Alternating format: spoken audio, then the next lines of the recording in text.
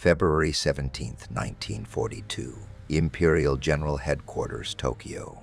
The maps spread across the massive conference table were overwhelmingly stained in the victorious color of the rising sun. 6 weeks after the stunning attack on Pearl Harbor, the Japanese Empire had achieved everything it had planned, and more, in the first phase of the war. They controlled a territory vaster than the American continent, stretching from the frozen northern Kurils down through the burning equatorial jungles of the Dutch East Indies.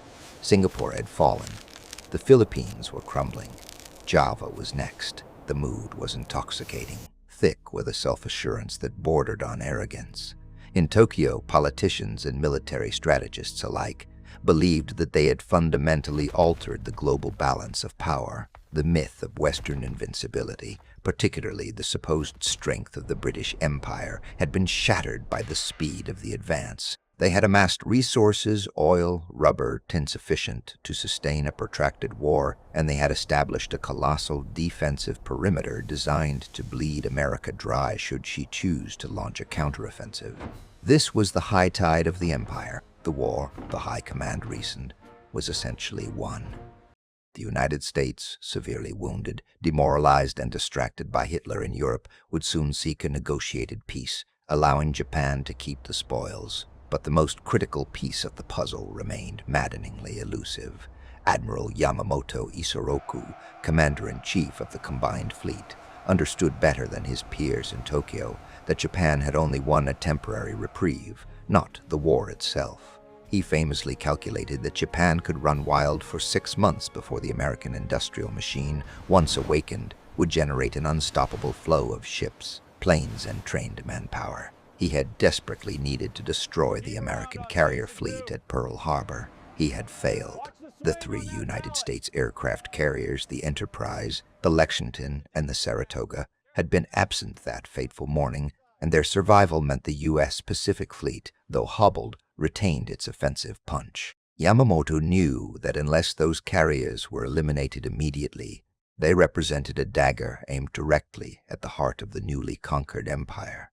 To draw them out, to force a decisive, knockout blow, a trap had to be set. The targets chosen were the small, isolated islands guarding the approach to Hawaii, Midway Atoll. By threatening Midway, the Japanese command reasoned, the American carriers would be compelled to sail right into the waiting guns and planes of the combined fleet's 4 best fleet carriers, the Akagi, Kaga, Soryu, and Hiryu. The plan was complex, involving multiple invasion forces, deception elements, and a covering operation in the Aleutians. It was a massive roll of the dice, born not of tactical necessity, but of a strategic desperation masked by profound overconfidence. The Japanese carrier pilots, hardened by months of relentless victories across the Pacific and Indian Oceans, were considered the finest aviators in the world, practically untouchable. The American forces, they believed, were timid, ill-trained, and already running on fumes. The stakes were absolute. If the combined fleet succeeded, America would lose its naval foundation in the Pacific, likely forcing its withdrawal back to the West Coast. If the combined fleet failed, the high tide of the empire would instantly recede, and the defensive perimeter they had constructed with so much blood would be exposed to the unrelenting fury of a newly focused adversary. The preparations for Operation MI began in earnest. Every ship, every plane, every man in the fleet operated under the deeply ingrained certainty that the American fleet was nearly extinguished, and the coming battle would simply be the final, necessary cleanup before ultimate victory. They were absolutely convinced that the decisive moment of the war was only weeks away, and the U.S. Navy had virtually nothing left to surprise them. They planned for triumph, secure in the knowledge that they were facing the remnants of a shattered force. But in the deep waters of the Pacific, the Enterprise and her cohorts were already being refueled, resupplied, and sent westward. And unknown to Tokyo, the U.S. Navy had already unlocked the secrets of their planned movements. May 16, 1942, aboard the heavily listing USS Yorktown, the damage control teams were fighting a ghost battle against the lingering wounds inflicted 10 days prior in the distant waters of the Coral Sea. She was an oil-stained veteran of the world's first purely carrier versus carrier engagement, and though the engagement had been judged a strategic success, the Japanese invasion of Port Moresby had been repulsed. The cost to the American fleet was staggering. The mighty Lexington lay gutted on the seabed, and the Yorktown herself was severely battered. She had taken a direct bomb hit that pierced 3 decks and detonated deep within the ship, leaving dozens dead and disabling critical portions of her machinery. Near misses had twisted her hull plates and ruptured fuel tanks, forcing her to abandon her aircraft and limp eastward, protected only by the vast emptiness of the Pacific and the lingering fear she might capsize in heavy weather. The journey back to Pearl Harbor was slow, painful, and haunted by the knowledge of what was coming. Admiral Chester Nimitz, commander of the Pacific Fleet, was receiving signals from the intelligence unit known as HY-PAW signals that painted a terrifying picture. The Japanese strike force, the Kidil Butai, was planning a massive assault on the U.S. naval base at Midway Atoll. The timing was horrifyingly precise, early June. Nimitz looked at his roster. Lexington was gone. The carriers Saratoga and Wasp were on the East Coast or undergoing slow repairs. He had the Enterprise and the Hornet II carriers. Against Japan's 4, possibly 5, frontline fleet carriers, that was a suicide mission. The Yorktown had to fight. She was necessary to achieve even the barest shadow of parity. May 27, 1942, and the scarred carrier crept into Pearl Harbor, her flight deck a mess of patched steel and scorch marks. Navy regulations stated that damage of this severity required a minimum of 3 months in dry dock. Naval engineers looked at the buckled bulkheads and the bomb hole that seemed to swallow sunlight and informed Admiral Nimitz that 3 months was optimistic. Nimitz had little patience for optimism or regulations. He met with Admiral Frank Fletcher, commander of the Yorktown's task force, and gave him a time frame that seemed mathematically impossible. 3 days. 72 hours to get her repaired, refueled, and rearmamened. She was to sail back out, ready for combat, by Saturday morning, May 30th. Chaos erupted in the Pearl Harbor Navy Yard. Every available civilian and uniformed worker in the harbor was assigned to the Yorktown. Hundreds swarmed the ship, working around the clock under immense floodlights, ignoring the established shift schedules and safety procedures. Shipfitters hammered plates over the gaping holes, welders ran continuous seams of hot metal, and electricians hastily bypassed burned-out conduits. The goal was not restoration, it was merely functionality. The focus was on patching the hole in the flight deck well enough to launch and recover planes, repairing the damage to the engines to maintain sufficient speed to keep up with the fleet, and replacing the ruined sections of the aviation fuel system. Deep structural repair was ignored entirely. The engineers simply plastered the ship back together, knowing that the patchwork job might last only a few hours of intense combat. The noise was deafening, the clamor of 1,000 men fighting time itself. When Admiral Nimitz visited the dry dock, the yard manager presented him with a list of essential repairs that were not being completed. Nimitz simply looked at the list, handed it back, and famously stated, "I understand. But we need this ship immediately." By the morning of May 30th, the impossible had been achieved, though she was a ghost of her former self, trailing an oil sheen from her imperfectly sealed tanks, and though her machinery still groaned under the stress of her wounds, the Yorktown's decks were ready for war. Fresh Wildcat fighters were flown aboard, fuel tanks were topped off, and the wounded carrier limped back out of the harbor. She sailed toward the gathering darkness of the Central Pacific, joining the Enterprise and the Hornet to form Task Force 16 and 17. The U.S. Pacific Fleet, the force that the Japanese admirals were convinced had been largely destroyed, now had 3 operational carriers sailing west. It was not enough to guarantee victory, but it was enough to make the fight possible. Meanwhile, 1,000 miles to the west, the massive Japanese Armada 4 fleet carriers, the cream of the Imperial Navy, protected by battleships, cruisers, and destroyers, steamed east. They were utterly unaware that the carrier they thought they had crippled and removed from the war was steaming directly into their path, manned by a crew determined to prove that the coral sea scars were just badges of honor, not signs of impending defeat. The trap was set, not by the Americans, but by the Japanese admirals themselves, whose supreme confidence had blinded them to the possibility of swift American recovery. They were sailing into a location they believed was undefed, against a force they believed was shattered, all while their movements were completely transparent to their enemy. The date of destiny, June 4th, 1942, was fast approaching. May 27th, 1942, at Naval Station Pearl Harbor, the crippled aircraft carrier USS Yorktown limped into port. Less than 3 weeks after surviving the harrowing blows of the Battle of the Coral Sea, she was a wreck. A Japanese aerial torpedo had ripped a massive hole beneath the waterline. Internal bulkheads were compromised. Electrical systems were fried, and the flight deck was severely warped. The initial assessment provided by the repair yards was brutal 3 months minimum to properly restore the ship to combat readiness. Given the slow pace of naval bureaucracy and the extent of the structural damage, this was a realistic estimate, but Vice Admiral Chester W. Nimitz, commander of the Pacific Fleet, was not interested in realism. He had decrypted the Japanese plans, knew exactly when and where the next confrontation would occur, and understood the terrifying disparity in force numbers. The Japanese possessed 4 frontline carriers ready to strike. Nimitz had the Enterprise and the Hornet II ships. If the Yorktown could not participate, the Americans would be facing a catastrophic 4-2 disadvantage. The Yorktown was not an option. She was a requirement. Nimitz walked into the repair office and delivered a single, electrifying command that rewrote the rules of naval engineering.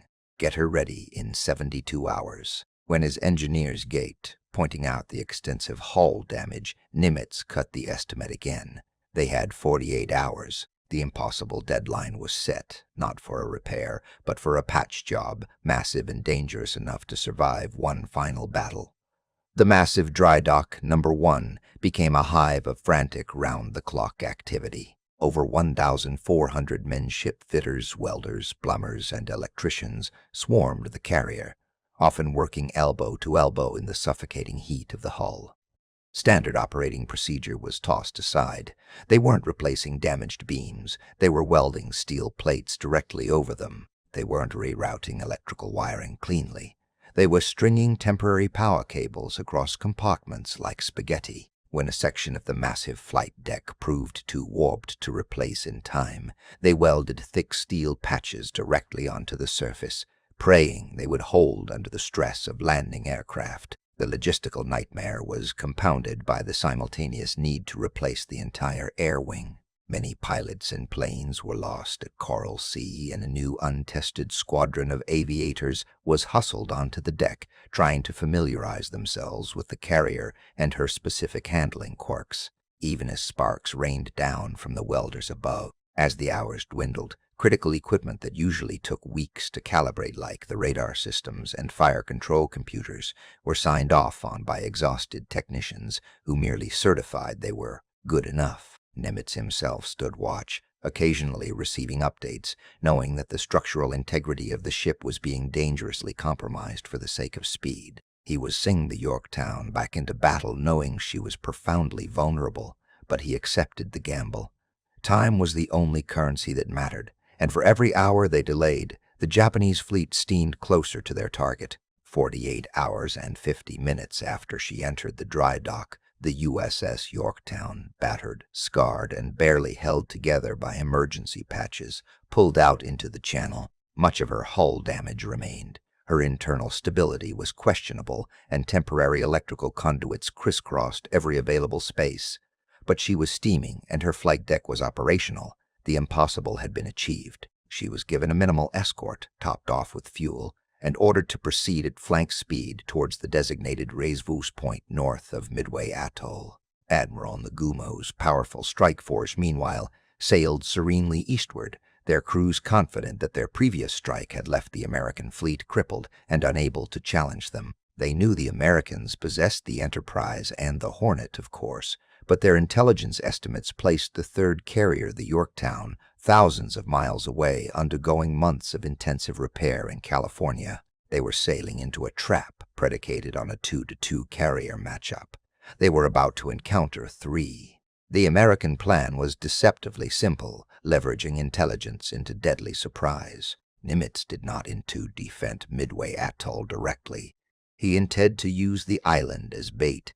The Japanese were expected to launch their first massive wave of attacks against the land installations shortly after dawn on June 4th. The American carriers, hiding roughly 300 miles northeast of Midway, would then launch a devastating counterstrike against the exposed Japanese carriers while they were busy recovering and rearming their planes. Success hinged entirely on speed, perfect timing, and the ability to maintain radio silence until the last possible moment. Early morning, June 4th, 1942. The sky above Midway was already brightening when the reconnaissance reports started filtering in. The Japanese fleet was precisely where Nimitz's intelligence predicted it would be. The trap was sprung. The tension on the American carrier bridges, including the hastily repaired Yorktown, was unbearable. The order went out to launch every available strike aircraft. The most crucial naval battle of the Pacific War was about to begin, an engagement whose outcome would be determined by fate, fortune, and the sheer audacity of sending a damaged warship back to sea on a wing and a prayer. Meanwhile, miles to the west, Admiral Chuchi Nagumo, commanding the Kido Butai, Japan's incomparable striking force, operated under a lethal blanket of operational success and ingrained hubris. The initial, devastating attack on Midway Atoll had gone off almost perfectly. Nagumo felt a comfortable sense of mastery. His intelligence assessments assured him that the Americans were geographically separated and strategically paralyzed after the losses sustained at the Coral Sea. Their carriers, he was certain, were either still limping back to Pearl Harbor or far too distant to threaten the operation now. His attention was fixed entirely on preparing the follow-up strike necessary to finally eradicate the remaining defenses on Midway itself. This focus proved to be the single most costly mental error of the campaign. At the moment the American planes were lifting off their decks, Nagumo was struggling with a dilemma of weapon loadouts. His scout planes had returned ambiguous reports of enemy surface ships, and though he had initially armed his reserve strike force with torpedoes and armor-piercing bombs, he ordered them stripped and rearmed with high-explosive ordnance for a second land target strike. Then came the intelligence update that shattered the veneer of Japanese calm. A reconnaissance plane reported American carriers, not just surface ships, but the carriers themselves, much closer than anyone in the Kido Butai staff had dared to believe possible. Nagumo was forced to confront the impossible truth. The U.S. fleet was present, ready, and dangerously close. This revelation initiated a catastrophic chain reaction on the decks of the Akagi, Kaga, Soryu, and Hiryu. Nagumo issued the frantic counterorder, strip the planes of high-explosive bombs, and rearm them immediately with naval strike weapons, torpedoes, and armor-piercing bombs. The hangar decks became a scene of dangerous, desperate chaos. Fuel lines, oxygen bottles, and hundreds of ready bombs were stacked and wheeled around the decks, creating an environment ripe for disaster. Precious minutes, the only currency that mattered in carrier warfare, were being spent not on defensive preparations, but on a logistical nightmare engineered by poor planning and arrogance. Nagumo, though a superb tactician in conventional battle, failed profoundly in his strategic judgment. He hesitated, unwilling to launch the few fighters he had available for combat air patrol, because he was determined to recover the first wave of planes returning from Midway Atoll. His doctrine demanded full readiness and organization before commitment, a meticulousness that, in the face of swift American audacity, became a mortal weakness. He believed he had time to recover his planes, time to rearm the second wave, and time to launch a fully coordinated, overwhelming strike. He underestimated the desperate immediacy of the American response and misjudged their sheer willingness to gamble everything on a disorganized, piecemeal attack. He had arranged his 4 carriers in a perfect geometric formation, a textbook striking array, but one tragically vulnerable to simultaneous attack. The Japanese fleet was steaming forward, decks packed with fueled planes and volatile ordnance, a magnificent, burning target waiting for the match to be struck. When the fragmented, nearly lost American torpedo bomber squadrons finally appeared on the horizon, the lookouts on the Japanese carriers reported them with a mixture of confusion and disbelief. They were few, they were disorganized, and they seemed to be flying right into a wall of superb Japanese Zero fighters. The Zeros descended upon the American devastators like birds of prey, shredding the torpedo squadrons with brutal efficiency. The attack was disastrous for the Americans, but it achieved an unintended, priceless goal. It drew the entire Japanese combat air patrol down to sea level, completely distracting their attention from the higher altitudes.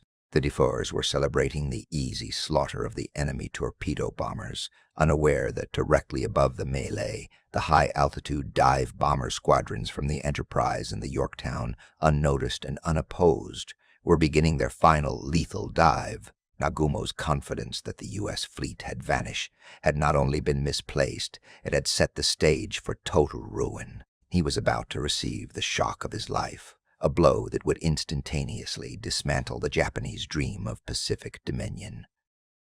June 4th, 1942, 10:22 a.m., over the Central Pacific. The planes from Enterprise and Yorktown plunged earthward, the scream of their 1,000-pound bombs cutting through the air, their targets the decks of the four great Japanese aircraft carriers, Akagi, Kaga, Soryu, and Hiryu. The first hit was instantaneous, deafening, and absolute. On the Kaga, bombs struck amidships and exploded among the fueling points. The ship was a floating bomb factory already, its hangar decks littered with fully fueled, fully armed Zeros and Vals being prepared for the second attack wave against Midway.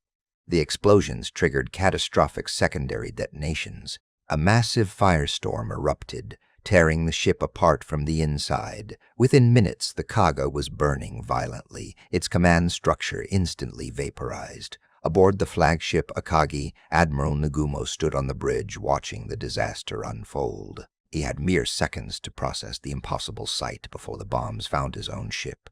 2 hits ripped through the flight deck and hangar. One bomb landed directly next to the elevator shaft, detonating the stacks of ammunition being loaded onto the waiting aircraft.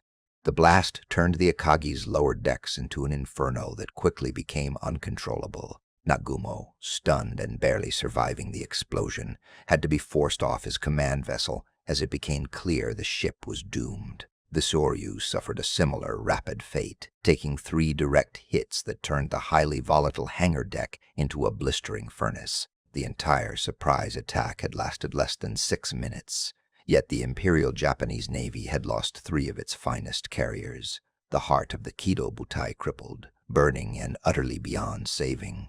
The disaster was total, but it was not yet over. Just one carrier remained unscathed, the Hiryu. Her commander, Rear Admiral Tamon Yamaguchi, was perhaps the most aggressive and decisive officer in the fleet. He had watched the catastrophe unfold, and he immediately knew that the only path to survival was to strike back before the Americans could capitalize on their stunning success. While the flames engulfed the rest of the First Air Fleet, Yamaguchi swiftly launched his retaliatory strike 18 D-3A Val dive bombers and 6 Zero fighters. Their mission was to find and destroy the one remaining American carrier the Japanese believed must be operating in the area. Meanwhile, 150 miles away, Admiral Spruance, commanding Task Force 16, had just witnessed the reports confirming the unbelievable success of the morning's attack. But he had a major problem. While Enterprise and Hornet were maneuvering to avoid any counterattack, the fleet's 3rd carrier, the Yorktown, was still heavily damaged and undergoing furious, almost suicidal repairs. The Yorktown had absorbed a devastating beating earlier that morning from the Japanese first strike, taking heavy bomb damage and nearly sinking after torpedo hits flooded vital sections. She had slowed, listed badly, and appeared to the Japanese reconnaissance aircraft that circled her that she was already sinking. Nagumo's scouts had reported the American fleet was dissolving, failing to identify the sheer speed and tenacity of the American damage control teams. Captain Elliot Buckmaster and his crew had been performing a miracle of engineering. They isolated ruptured fuel lines, patched holes with mattresses and timber, replaced severed communication wires, and performed the impossible feat of getting the main engines back up to speed. Smoke had been cleared from the boilers. The list was reduced, and the flight deck, though bearing the scars of battle, was miraculously cleared for action. The Japanese counterattack force led by Lieutenant Kobayashi spotted the Yorktown first. They instantly recognized her profile but couldn't believe their luck. Their intelligence told them this ship was already finished. When they commenced their dive attack, they found a fully operational flight deck launching fighters to meet them. The Yorktown was ready. She had returned from the dead. The resulting air battle was sharp and furious. Despite the valiant efforts of the Yorktown's small fighter screen, the patched-up carrier was struck again. 3 bombs hit in quick succession, tearing holes in the ship's port side and starting fresh fires. The main power failed almost immediately, plunging the ship into darkness. The American repair teams had managed to make her float, but the Japanese had now ensured she was dead in the water. Yamaguchi, receiving the excited report from his returning pilots that they had sunk the American carrier, prepared his final lethal blow.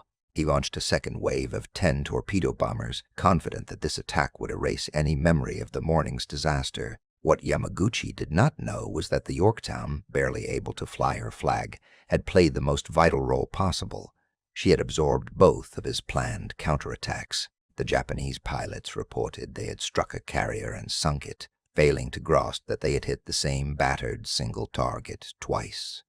This critical error led them to believe the entire American fleet had been neutralized. But while the Yorktown bled and died, the Enterprise and Hornet were unmolested, their attack groups marshaled and ready. Now they knew exactly where the last remaining Japanese carrier, the Hiryu, was hiding. She was alone, exposed, and vulnerable to the combined might of the 2 most powerful remaining carriers in the American fleet. The reservice with destiny was about to conclude, not with the sinking of the whole U.S. fleet, but with the utter destruction of the Kido Butai. June 4th, 1942, 10:45 a.m., just northeast of Midway Atoll, the battle turned from survival into conquest, as American pilots, fueled by adrenaline and vengeance, began the hunt for the final jewel of the Japanese strike force. Admiral Nagumo, reeling from the swift and unexpected loss of 3 carriers, had clung desperately to the Hiryu, a proud veteran ship commanded by Captain Tomeo Kaku. She represented the last gasp of the Kido Butai, her flight deck still operational and launching the desperate counterattacks that had crippled, though not yet sunk, the USS Yorktown. But the Americans were relentless. The initial chaos that had marked the morning's first strikes was replaced by a deadly, focused efficiency. Strike groups, hastily assembled and commanded by men who had already flown through hell once that day, were vectored toward the positions signaled by search planes. These aircraft came primarily from the deck of the USS Enterprise, augmented by whatever spare pilots and planes could be salvaged, roaring across the sky toward their lone target. By 3 p.m. more, the clouds parted above the unsuspecting Japanese flagship. The Hiryu was steaming hard, surrounded by her protective screen of destroyers and cruisers, zigzagging wildly, her crew already exhausted but determined to def the final remnant of their force. A fighter patrol had been launched, but they were quickly overwhelmed by the superior numbers and positioning of the incoming American attack wing. Then, the silence of the high altitude was shattered by the familiar, terrifying whine of falling dauntless dive bombers. Lieutenant Commander Earl Gallagher, leading the Enterprise detachment, had found his quarry, and he was not going to let it escape. The SBDs dropped out of the sun in vertical, screaming descents, their targets locked onto the wooden flight deck below. The first bomb hit squarely on the forward elevator, tearing through the structure and ripping a hole into the hangar deck, where aircraft were being refueled and armed for another sortie. The subsequent explosion was horrific. The aviation fuel vaporized instantly, transforming the internal spaces of the carrier into a raging, burning inferno. A second bomb struck amidships, collapsing the flight deck support structure, followed quickly by a third and a fourth, turning the mighty carrier into a smoking ruin. Fires raged beyond the control of her valiant damage control teams, sweeping through the lower decks, re-ring the engines useless, and buckling the steel plating. The great carrier, the last hope of the Kido Butai, was doomed, transformed from a warship into a pyre within minutes. Admiral Nagumo, who had transferred his flag to the light cruiser Nagara after the destruction of the Akagi, watched in stunned silence as the final operational carrier under his direct command burned fiercely on the horizon. The annihilation was complete. In the span of 7 hours, 4 of Japan's best fleet carriers, the Akagi, Kaga, Soryu, and now the Hiryu, the invincible heart of the Imperial Navy, had been irrevocably erased from the face of the ocean. The hammer had fallen with a terrifying speed that no one in the Imperial High Command had imagined possible. The strategic initiative of the Pacific War, the ability for Japan to dictate where and when the next battle would occur, had shifted irrevocably to the Americans. Though the Hiryu would float until dawn, abandoned and mortally wounded, for all practical purposes, the Battle of Midway was over, and Japan had lost the war she started 6 months earlier, yet the mopping up remained. Even with the carrier threat neutralized, the powerful Japanese battleships and cruisers remained, their guns capable of inflicting terrible damage on the American fleet and the small island base. Admiral Yamamoto, miles away and still hopeful, desperately clung to the belief that his surface fleet could still draw the Americans into a night action, a final confrontation that might yet salvage the day. But the American commander, Admiral Spruance, was a man of cold, calculating caution, a man determined to hold on to the decisive advantage he had just earned, unwilling to risk his priceless aircraft carriers against the might of the Japanese battle wagons in the dark. The Japanese High Command in Tokyo would soon face a terrible truth.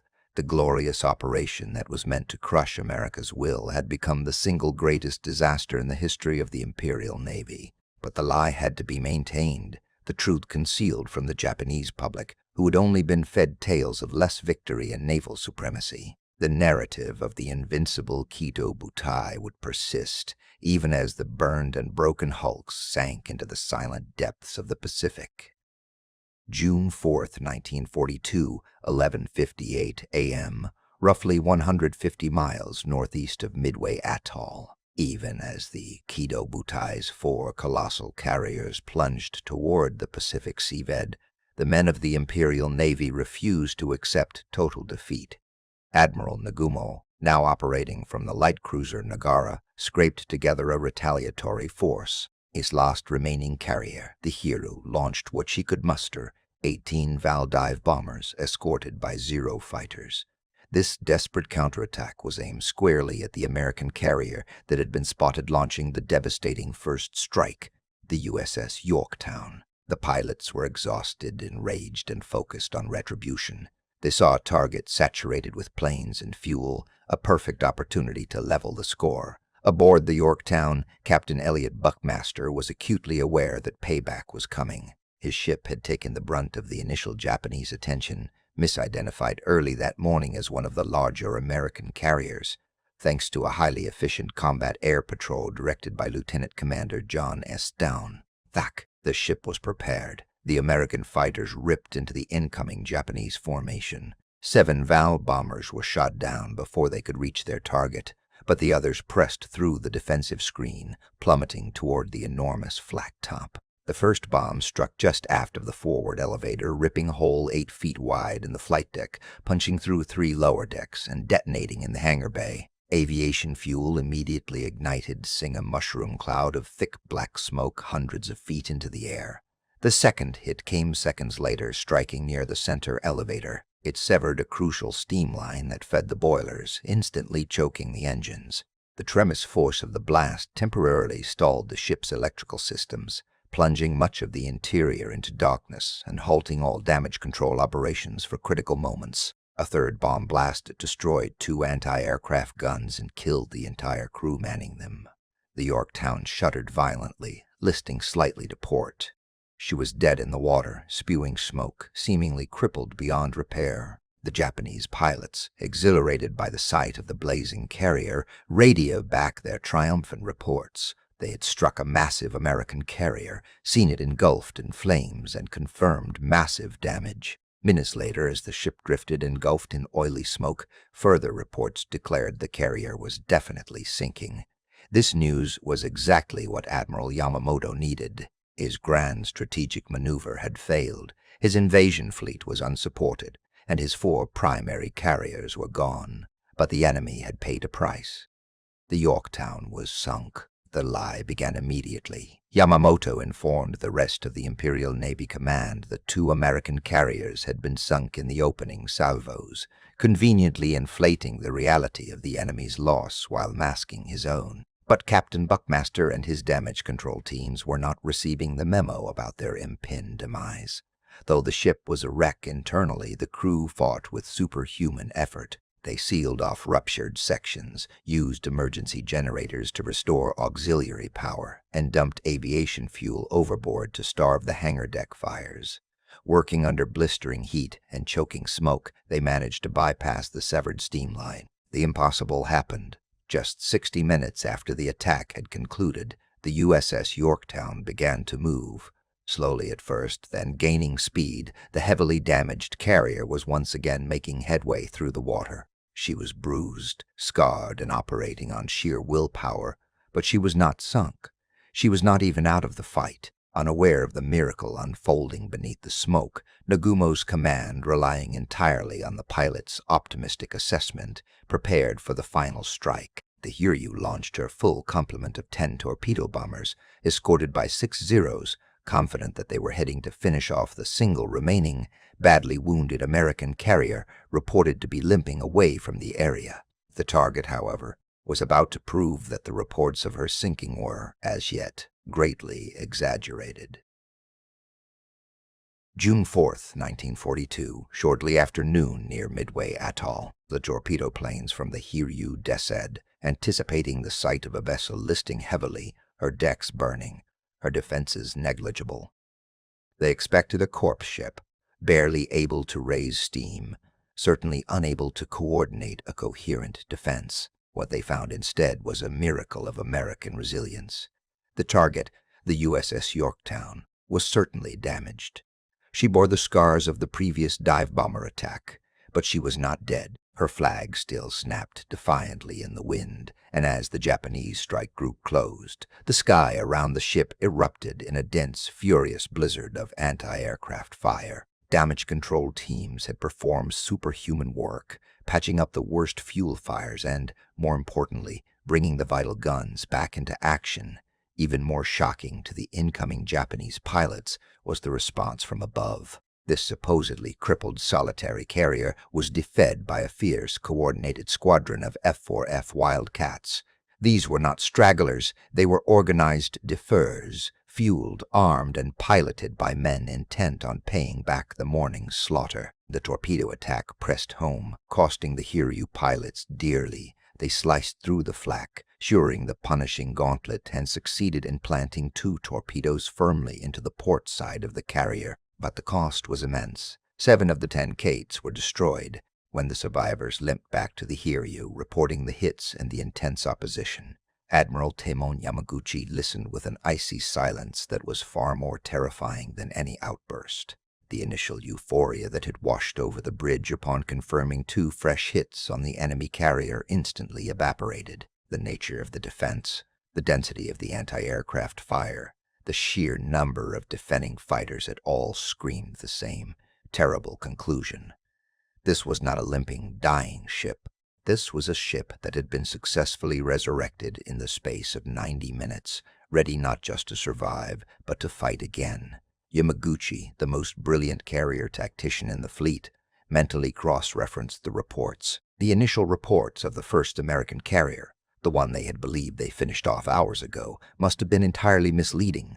It wasn't sinking, it was merely hiding its capabilities. The speed and quality of the American damage control demonstrated a furious resolve that transcended mere human effort. It spoke of the industrial power and deep resources the Japanese had long underestimated. They had been fooled. The single ship, the one they thought they were going to finish, had served as bait, absorbing the only remaining striking power the Kido Butai possessed. It had drawn the sting from the Hiryu's final punch. Yamaguchi looked out over the flat, calm ocean, his face pale beneath his cap. He realized they had committed the error of focusing on the victim while ignoring the silent executioner preparing its approach. The American fleet, now confirmed to still possess operational vessels, possibly including a second or even a third, unseen carrier, had successfully traded one damaged vessel for the security of their main striking force. The Yorktown had not sunk. She had absorbed the hit, and in doing so, she had revealed the single remaining Japanese carrier, the Hiryu, to the enemy. Now, having exped the last of their armed aircraft, the Hiryu stood alone and completely vulnerable, the final pillar of the great Japanese strike force exposed, waiting for the inevitable. Brutal return blow from the Americans, who were now finally ready to claim their revenge. June 4th, 1942, 12:05 p.m., aboard the crippled USS Yorktown. The damage control teams had worked a minor miracle, managing to control the worst fires and bring steam back online, allowing the carrier to limp forward at 20 knots, a surprising feat that momentarily renewed the hope of the exhausted crew. This mobility also served to confuse the approaching enemy.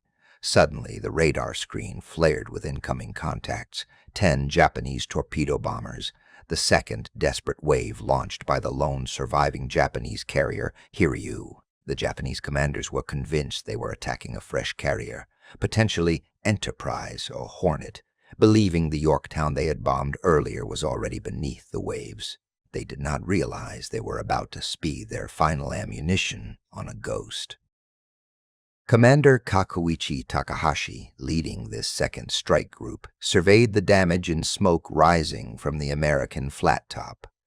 He signaled the attack. The Americans, though damaged, were ready. The few remaining U.S. Wildcat fighters savagely intercepted the escorting Zeros, and the ship's anti-aircraft gunners, still defiant, opened up a furious barrage. Takahashi's dive bombers pressed hard, attempting to repeat the success of the morning, but they failed to score a direct hit. However, the torpedo planes, led by Lieutenant Joichi Funaki, were already skimming low over the water, ignoring the heavy flak as they closed the fatal distance. Captain Buckmaster threw the Yorktown hard to port, straining the ship's engines in a desperate attempt to comb the tracks of the incoming fish. But the earlier damage had hampered her speed and her responsiveness. The first torpedo struck the port side near the No. 1 elevator, ripping a colossal hole in her hull and shaking the carrier to its core. A second, devastating, almost simultaneous impact struck farther aft. The force of the detonation was immediate and terminal. All propulsion instantly ceased. The lights died throughout the vessel, and flooding became catastrophic. Within minutes, the great carrier took on a sickening 26-degree list. She was dead in the water, her spine broken, mortally wounded, yet still stubbornly afloat. Below deck, men fought a losing battle against the rising sea. But the damage was irreversible. Captain Buckmaster, recognizing that further resistance was pointless and that the ship was dangerously close to capsizing, gave the necessary order: abandon ship. The battle flag was struck. Men streamed down cargo nets, sliding into the oil-slicked waters below, heading toward the waiting destroyers. The Yorktown had fought 2 battles in one day, sustaining wounds sufficient to sink 2 carriers. Yet she had refused to go down immediately. She was sinking, but in her sacrifice she had consumed the entire remaining offensive capability of the Hiryu, confirming its precise location for the waiting American bombers. While Admiral Nagumo still believed he had executed a decisive double strike that destroyed the bulk of the American air power, the reality was grimly different. The Japanese had expended their last viable striking force on a target that refused to disappear. A decoy that had guaranteed the Kido Butai was not just probable, but inevitable. The skies were now open for the final, devastating counterblow. June 4th, 1942, shortly after 10:25 a.m., the devastating counterblow arrived with the speed of vengeance. 3 Japanese carriers, the Akagi, the Kaga, and the Soryu, were engulfed in flame as American dive bombers plunged almost unopposed through the brilliant blue. Within 6 minutes, the heart of the Kido Butai was reduced to 3 billowing pyres, great furnaces consuming men, machines, and the very structure of the Imperial Navy's war plan. Only the Hiryu remained undamaged, steaming aggressively under the command of Admiral Taman Yamaguchi, who was determined to inflict one final brutal blow before the sun set on the Japanese triumph. Yamaguchi wasted no time. Having confirmed the location of the enemy, the carrier Yorktown, he launched his remaining strike force. Though the Americans had dealt a lethal blow to 3 carriers, the survival of the 4th meant the game was not entirely over for the Japanese. By noon, the bombers and torpedo planes of the Hiryu found the Yorktown, a ship that had already been crippled, repaired, and put back into the fight mere hours before. It was a testament to the speed and efficiency of American damage control, but that speed could only buy so much time against a determined attack. The first attack wave Aitichi dive bombers riddled the flight deck, destroying the hastily repaired sections, sparking new fires and tearing through the smokestack uptakes, choking the engine rooms below. The ship survived this, but the second strike, launched immediately afterward, was lethal. 10 Nakajima torpedo planes roared low across the water, and though half were shot down, 2 deadly Type 91 torpedoes slammed into the Yorktown's port side just below the waterline. The impact was cataclysmic. The shock instantly stripped all power from the ship, plunging the lower decks into suffocating darkness. Bulkheads buckled like cheap tin, and tons of frigid seawater roared through the massive gashes, overwhelming the primary engine rooms. The flooding was uncontrollable, rapid, and catastrophic. Within minutes, the ship began to heel over, slowly at first, then with alarming decisiveness.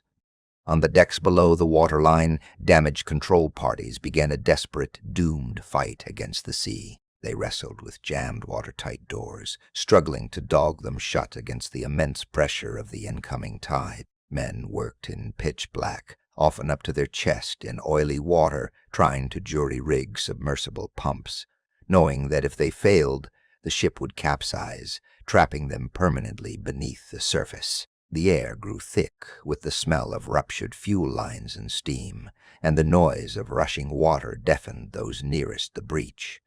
The ship's list quickly approached 26 degrees. This angle was deadly. It meant the deck was too steep to stand on.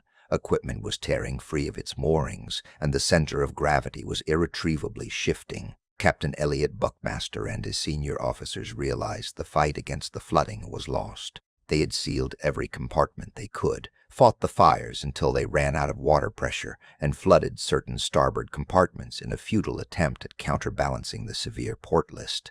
But the structural damage was simply too vast. The battle turned from saving the ship to saving the crew.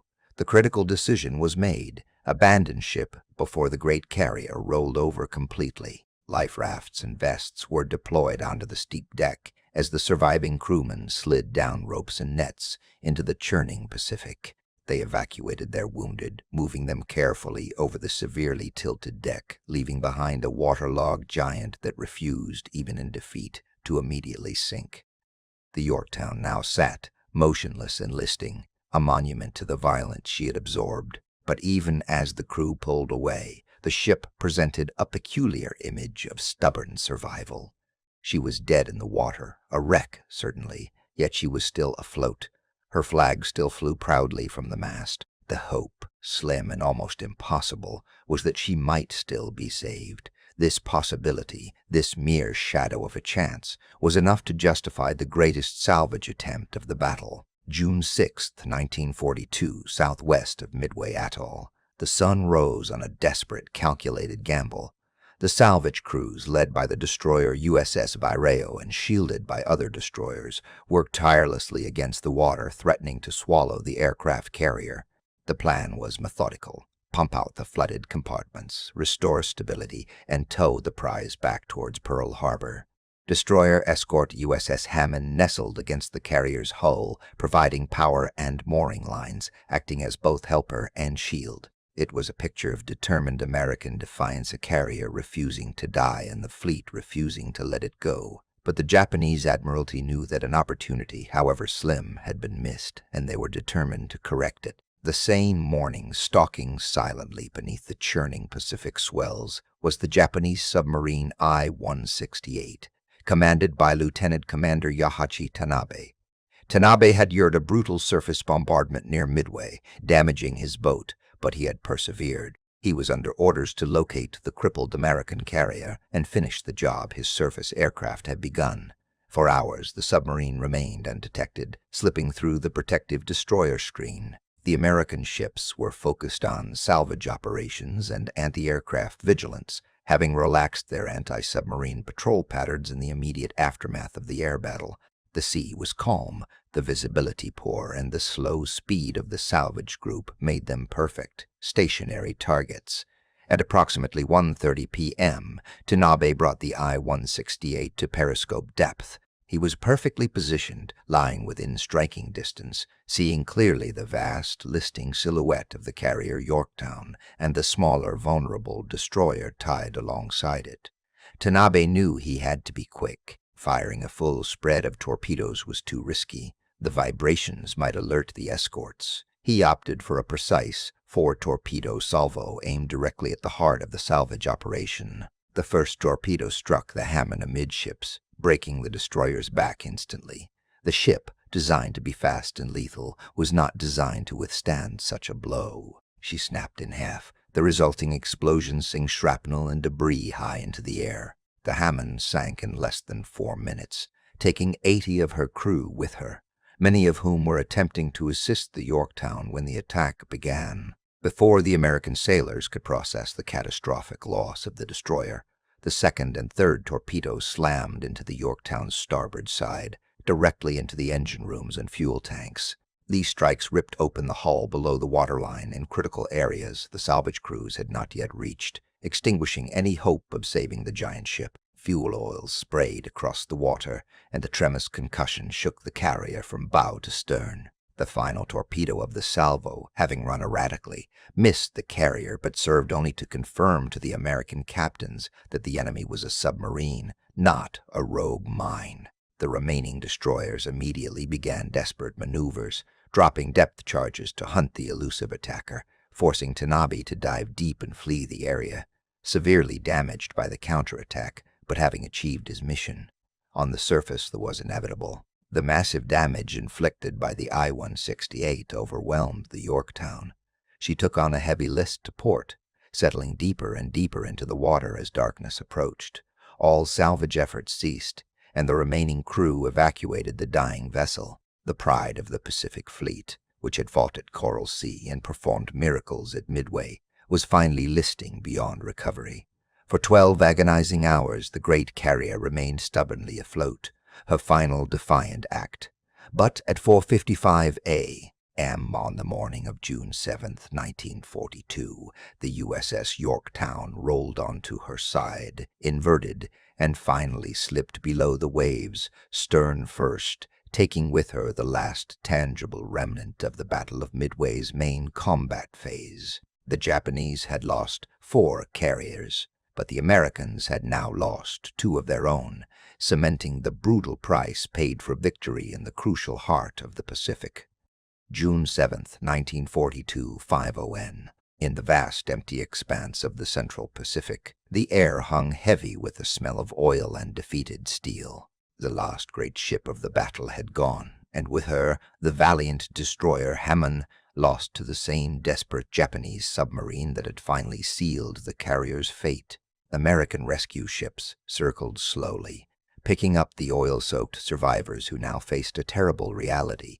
The victory they had secured came at a cost approaching parity in capital ship tonnage lost. But the final, protracted death of the USS Yorktown was not merely a tragic footnote. It was the physical manifestation of the stubborn resistance that secured the victory at Midway. From the very first bomb strike on June 4th through the 3 grueling days that followed, the ship had been a tactical phantom, confusing and consuming the attention of the Imperial Japanese Navy High Command. Her refusal to sink was so profound that Admiral Nagumo, crippled by indecision and conflicting reports, reported the Yorktown neutralized, then resurfaced, then critically damaged, and finally sunk not once but twice before the torpedo from I-168 finally sank her down. This strategic ambiguity was arguably her final and most crucial contribution to the American cause. When the first wave of Japanese dive bombers attacked, Yorktown drew their fire, sustaining catastrophic damage, but buying precious minutes for the Enterprise and the Hornet to remain undetected and launch their decisive strikes. When her repair crews, in a feat of engineering grit, managed to get her flight deck patched and steamy again, she drew the crucial second strike, the coordinated assault that crippled her and sank the Hammond. This single ship, burning and battered, acting as a floating decoy, absorbed the operational resources and tactical attention of the enemy fleet for 3 days past the main engagement. The Japanese pilots and commanders were obsessed with confirming the death of the carrier they thought they had already killed. They diverted air power submarines in time towards sinking a Ghost, while the 2 operational American carriers sailed free and undetected, consolidating their victory. The Yorktown's persistence meant that Yamamoto and Nagumo could never truly trust their victory reports. They wasted critical hours hunting her wreckage or sing confirmation teams, time that should have been spent protecting their own battered ships or searching for the remaining American carriers. As the sun rose higher over the deep blue of the Pacific that morning of June 7th, the tally was counted. 4 Japanese fleet carriers were gone: Akagi, Kaga, Soryu, and Hiryu. The Japanese striking power was decimated, their offensive momentum permanently broken. The Americans had lost the Yorktown and the Lexington earlier that spring, a devastating price, yet one that secured the turning point of the Pacific War. The victory was paid for by the audacious courage of the pilots, but also by the almost unbelievable defiance of 1,000 men who refused to let their ship die.